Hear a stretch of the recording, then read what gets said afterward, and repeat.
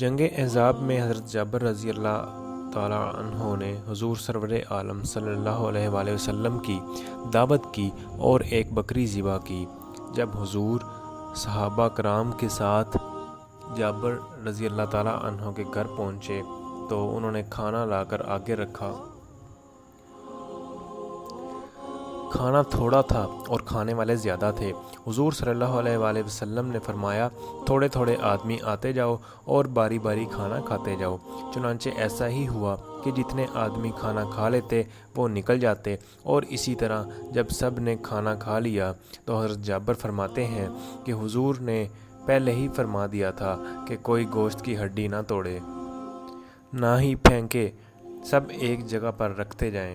جب سب کھانا کھا چکے تو آپ نے حکم دیا، چھوٹی بڑی سب ہڈیاں جمع کر دو۔ ہڈیاں جمع ہو گئیں تو آپ نے اپنا دست مبارک ان پر رکھ کر کچھ پڑھا۔